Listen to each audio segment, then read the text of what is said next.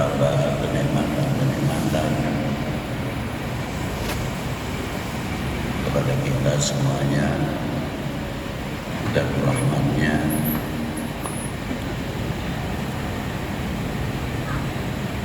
dan memberikan perlindungan semua makhluknya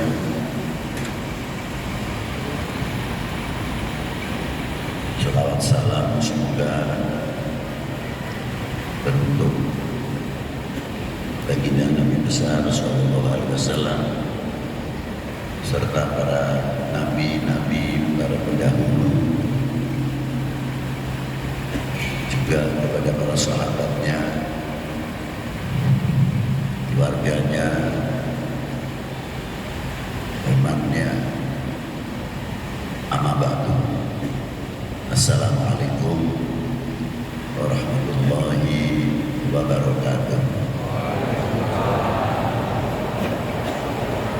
Salam sejahtera untuk kita semuanya. Yang saya hormati, yang saya banggakan, Bapak Dirjen Kopassus, adik saya, juga anak saya, dan yang selalu saya banggakan beserta jajarannya Kopassus khususnya, dan yang saya hormati para sesepuh pendahulu dari semenjak RPKAD, Kopasangga, Kopassus yang penuh dengan sejarah yang banyak belum sempat kita tulis, yang sebenarnya ini menjadi kewajiban untuk regenerasi yang akan datang, tidak akan melupakan sejarah dengan bukti-bukti manuskrip atau situs-situs yang telah ada sebagai tanda bukti perjuangan para beliau. Tidak terlepas yang saya banggakan pimpinan TNI dan segala materanya. Maaf apabila saya tidak bisa menyebut satu persatu, bukan berarti kita mengurangi hormat takdim kepada para beliau. Dan yang saya hormati Bapak Kepala Staf Angkatan Darat, Pak Guru Jenderal Abdul Rahman atau yang mewakili, Bapak Pangdam Jaya, Bapak Kapolda Metro, Bapak-bapak dan instansi pemerintahan sipil TNI Polri yang selalu kita banggakan, Bapak-bapak dari tokoh agama, lintas agama yang harus kita doakan karena beliau adalah benteng-benteng Pancasila. Semoga para beliau juga diberi kekuatan lahiriah maupun batiniah dalam menjaga negara Kesatuan Republik Indonesia. Yang saya hormati Bapak Wali Kota DKI, Bapak-bapak pimpinan Forkopimda dari tingkat provinsi ataupun tingkat kabupaten, wali kota,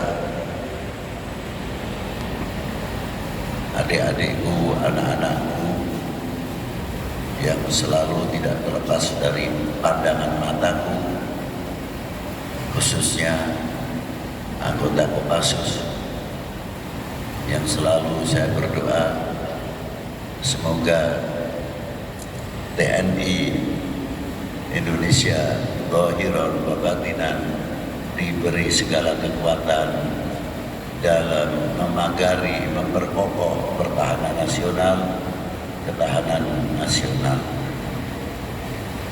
Hadirin wal hadirat,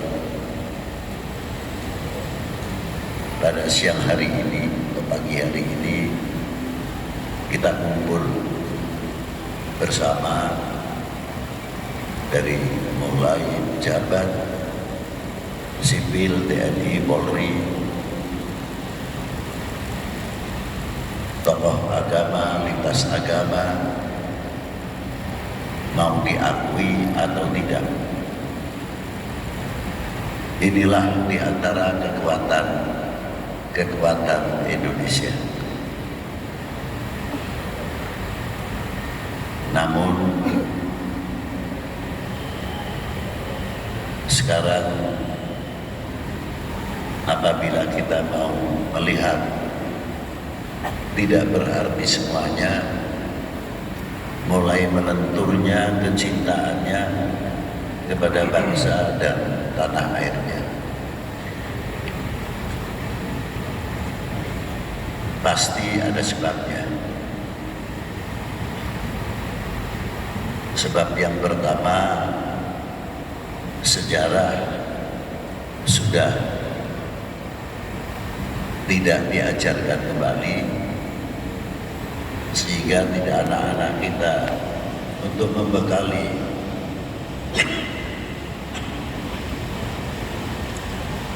ke depan anak-anak kita sangat mengkhawatirkan. Kalau bahasa Sunda disebut keparmen obor, kematian obornya. Padahal yang melahirkan, memperkokoh, kuat, menambah kecintaannya kita kepada bangsa dan tanah air tidak terlepas mengetahui jerih payahnya para pendahulu. Kita mengetahui kekuatan bangsa Indonesia ini bisa saja yang mengetahui zaman VOC ke bawah atau zaman VOC sebelumnya. Apakah bangsa kita ini tidak berjuang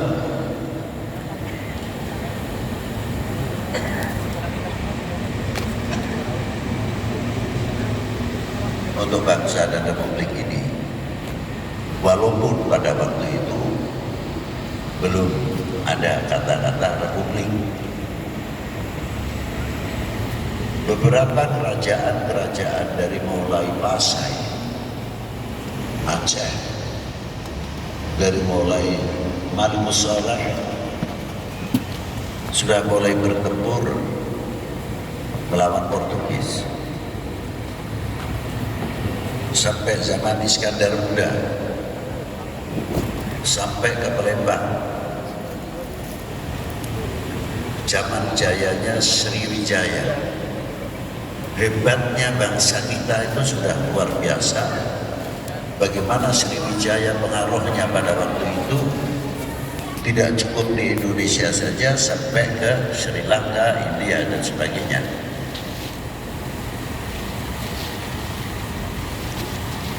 Itu diantaranya. Di zaman Pulau Warman di Kalimantan ada sejarah para pendahulu yang sangat luar biasa. Pengaruhnya cukup besar dan kerajaan yang sangat terkenal lagi dengan namanya Prabu Siliwangi atau Pajajaran sudah menampakkan, menunjukkan karakter-karakter dari bangsa itu sendiri, bagaimana kecintaannya kepada tanah air ini, walaupun pada waktu itu sekali lagi belum merupakan kesatuan, tapi mulai bangkit, merasa tanggung jawab. Juga di zaman Brawijaya, apalagi di zaman Brawijaya, di zaman Gajah Mada, pengaruhnya dari Sumpah Palapa ini dari Sri Lanka sampai Indochina. Nah, sebabnya apa pada waktu itu Brawijaya dengan patihnya Gajah Mada dengan Sumpah Palapanya menguasai dari Sri Lanka sampai Indochina.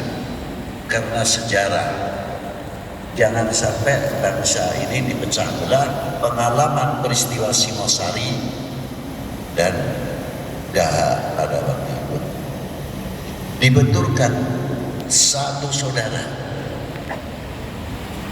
Kalau Raden Wijaya dia keturunannya Ken Arok, kalau Jaka Ketuang keturunannya Lembu Peteng, bapaknya adalah Tunggul Ametung,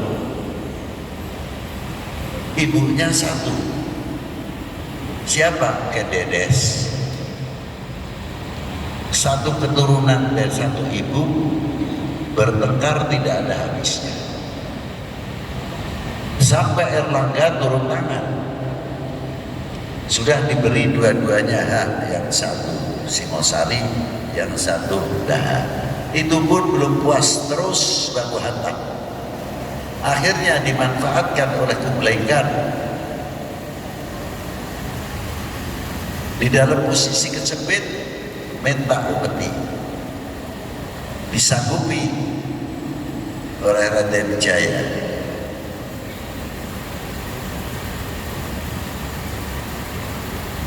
Tapi permintaan Raden Wijaya, serang dulu Daha, nanti saya beri upeti. Disanggupi oleh Kublai Khan. Begitu Kublai Khan menyerang dengan 70 kapalnya, dihantam dari belakang oleh Singosari, padahal sedang bermusuhan dengan Daha. Secara nurani masih mempunyai jiwa sebangsa setanah airnya, walaupun beda politik pada waktu itu, beda kepentingan antar dari Raja Wijaya, Raden Wijaya dan Daha. Pengalaman ini dibaca oleh Gajah Mada. Dengan Sumpah Palapanya, beberapa kapal perangnya beliau masuk menguasai Sri Lanka sampai Indochina. Apa sebenarnya? Itu jawaban, bukan sekadar hebat kita mengatakan hebat ya Gajah Mada, hebat Majapahit, atau yang bangga dengan Siliwanginya atau Pajajaran hebatnya. Bukan itu sebetulnya. Itu jawaban yang luar biasa. Apa artinya? Kalau kita artikan, jangan coba-coba untuk masuk ke Indonesia lagi. Kalian baru satu yang Anda kuasai, daerah Singosari. Ini Gajah Mada mampu menguasai Sri Lanka sampai Indochina. Itu sebenarnya tantangan luar biasa untuk kita semuanya. Mampu tidak kita selaku anak bangsa mempertahankan yang mempunyai jiwa yang luar biasa untuk Indonesia ini? Bukan sekadar kita cerita-cerita, apalagi cerita sekarang sudah banyak umpamanya dicampuri cerita legenda, sehingga munculnya terhadap pemahaman yang simpang siur. Maka dari itu, kalau kita melihat ke atas bangsa kita, bukan sekarang kita mengatakan bangsa kita bangsa yang besar, bukan sekarang. Sekarang itu menjawab dari hasil karya para leluhur kita pendahulu, seperti Majapahit, Pajajaran, Sri Lanka, Sriwijaya, Palembang, Aceh, sampai Pulau Warman, Kalimantan.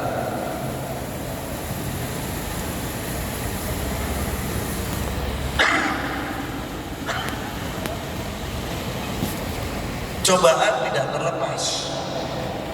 Selesai kita menyelesaikan Portugis, ada peristiwa lagi yang kerajaan kesultanan begitu kuat luar biasa, namun kok mudah digebosi pada 1511.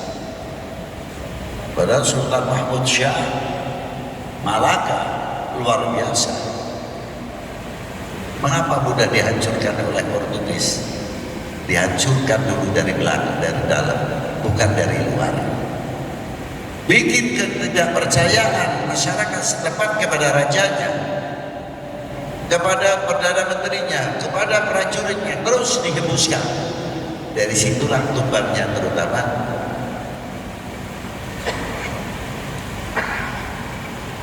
Sultan Mahmud di Malaka pada tahun 1511.